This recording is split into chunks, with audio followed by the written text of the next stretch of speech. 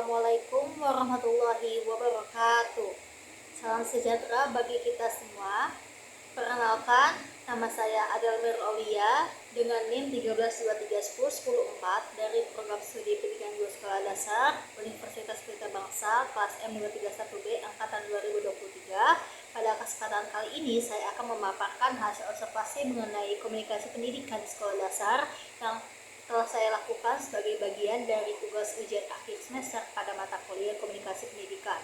Video ini bertujuan untuk mendeskripsikan sebuah kondisi komunikasi pendidikan yang terjadi di lingkungan sekolah, menganalisisnya berdasarkan teori komunikasi pendidikan, serta memberikan solusi dan rekomendasi yang dapat diterapkan guna meningkatkan kualitas komunikasi dalam proses pembelajaran. Komunikasi merupakan proses penyampaian informasi, gagasan, maupun pesan dari seseorang kepada orang lain sehingga tercipta kesamaan makna. Dalam dunia pendidikan, komunikasi menjadi salah satu faktor yang sangat menentukan keberhasilan proses pembelajaran. Guru tidak hanya berperan sebagai penyampai materi, tetapi juga sebagai motivator, fasilitator, pembimbing, dan juga teladan bagi peserta didik. Oleh karena itu, komunikasi yang dilakukan guru harus mampu menciptakan suasana belajar yang aktif, nyaman, dan juga menyenangkan sehingga tujuan pembelajaran dapat tercapai secara optimal.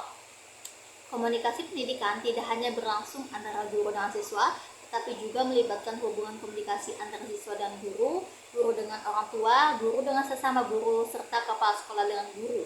Seluruh bentuk komunikasi tersebut saling berkaitan dan berperan penting dalam membangun lingkungan pendidikan yang kondusif.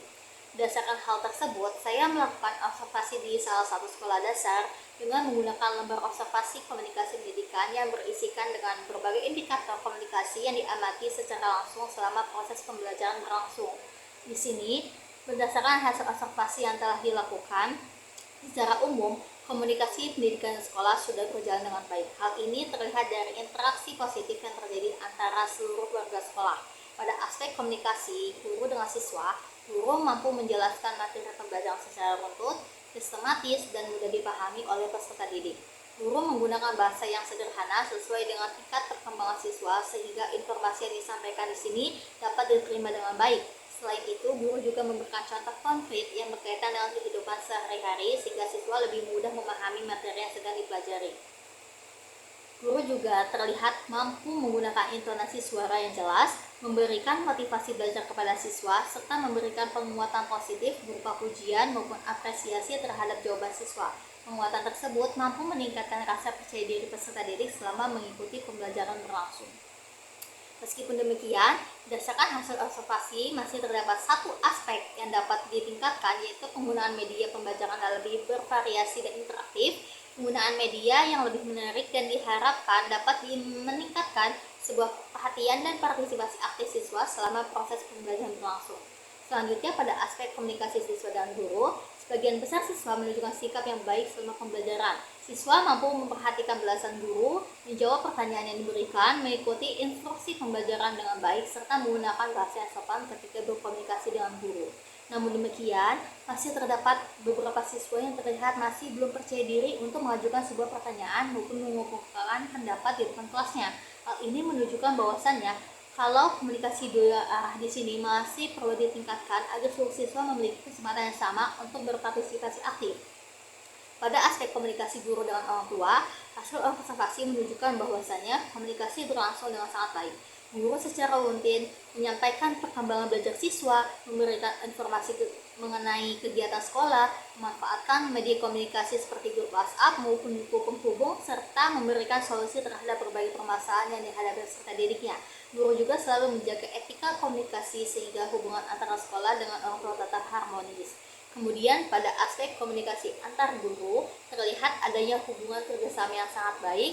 Guru saling bertukar informasi mengenai perkembangan siswa, berdiskusi tentang proses pembelajaran, memberikan masukan profesional, serta bekerja sama dalam berbagai kegiatan sekolah. Komunikasi yang terbuka tersebut menciptakan lingkungan yang kondusif dan mendukung peningkatan kualitas pendidikan. Selanjutnya, pada aspek komunikasi kepala sekolah dan guru, kepala sekolah mampu menyampaikan informasi secara jelas, memberikan arahan yang sistematis, menggunakan bahasa yang mudah dipahami, memberikan motivasi kepada guru, terbuka terhadap masukan, serta memberikan evaluasi secara konstruktif. Hal tersebut menunjukkan adanya kepemimpinan yang komunikatif sehingga tercipta hubungan kerja yang harmonis di lingkungan sekolah. Berdasarkan hasil observasinya, dapat disimpulkan bahwasannya komunikasi pendidikan di sekolah telah berjalan secara efektif. Akan tetapi masih terdapat beberapa fenomena yang perlu mendapat perhatian. Yang pertama, di sini masih adanya siswa yang kurang percaya diri ketika diminta untuk bertanya maupun menyampaikan pendapat di depan kelas. Kondisi ini dapat mengurangi interaksi aktif antara guru dengan peserta didik. Yang kedua adalah penggunaan media pembelajaran yang masih dapat dikembangkan agar komunikasi pembelajaran menjadi lebih menarik dan tidak hanya berpusat pada penjelasan guru. Apabila kedua kondisi tersebut tidak mendapatkan perhatian, maka dapat berdampak terhadap rendahnya partisipasi siswa dalam pembelajaran, berkurangnya kemampuan berpikir kritis, serta kurang berkembangnya keterampilan komunikasi peserta didik.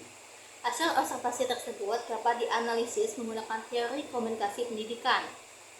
Menurut teori komunikasi, komunikasi merupakan proses penyampaian pesan dari komunikator kepada komunikan melalui media tertentu sehingga menghasilkan umpan balik. Dalam konteks pembelajaran, guru berperan sebagai komunikator, sedangkan siswa sebagai komunikan. Melalui materi pembelajaran menjadi pesan yang disampaikan, sedangkan media pembelajaran berfungsi sebagai sarana penyampaian informasi. Berdasarkan hasil observasi, seluruh unsur komunikasi tersebut telah terlaksana dengan baik. Guru mampu menyampaikan materi secara jelas, sehingga siswa dapat memberikan umpan balik berupa jawaban, pertanyaan, maupun tanggapan selama pembelajaran berlangsung. Selanjutnya, berdasarkan teori komunikasi dua arah, proses pembelajaran akan lebih efektif apabila komunikasi berlangsung secara timbal balik. Guru tidak hanya memberikan penjelasan, tetapi juga memberikan kesempatan kepada siswa untuk bertanya, berdiskusi, serta menyampaikan pendapat. Hasil observasi menunjukkan bahwasanya komunikasi dua arah telah berjalan, namun belum seluruh siswa berani berpartisipasi aktif. Oleh karena itu, guru perlu menciptakan suasana kelas yang aman, nyaman, dan menghargai setiap pendapat siswa. Selain itu, berdasarkan pendekatan humanistik, guru perlu membangun hubungan interpersonal yang hangat dengan peserta didik. Hubungan yang baik akan meningkatkan motivasi belajar, rasa percaya diri, dan keterlibatan siswa dalam proses pembelajaran.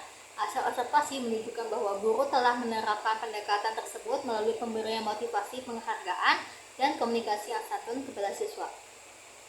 Berdasarkan hasil observasi dapat beberapa rekomendasi yang dapat diterapkan. Pertama, guru perlu meningkatkan penggunaan media pembelajaran yang inovatif seperti video pembelajaran, media digital, interaktif, permainan edukatif, maupun alat peraga agar komunikasi pembelajaran menjadi lebih menarik. Yang kedua, guru dapat menerapkan model pembelajaran yang lebih berpusat pada siswa seperti diskusi kelompok, presentasi sederhana, pembelajaran berbasis proyek, maupun tanya aktif sehingga seluruh siswa memperoleh kesempatan untuk menyampaikan pendapat.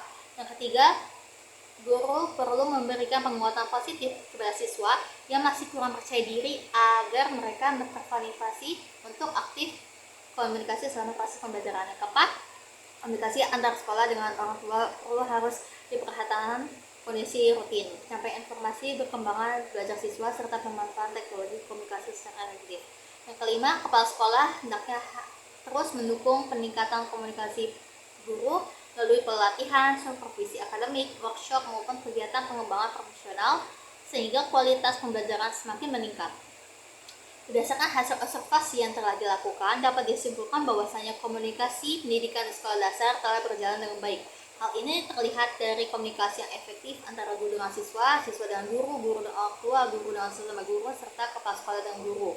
Komunikasi yang baik tersebut telah menciptakan lingkungan belajar yang kondusif, meningkatkan motivasi belajar siswa, memperkuat kerjasama antar pendidik, serta membangun hubungan positif antara sekolah dan orang tua.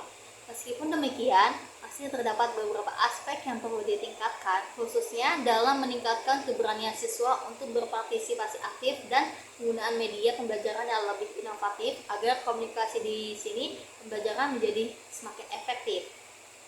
Demikian hasil observasi dan analisis menggunakan komunikasi pendidikan di sekolah dasar yang dapat saya sampaikan.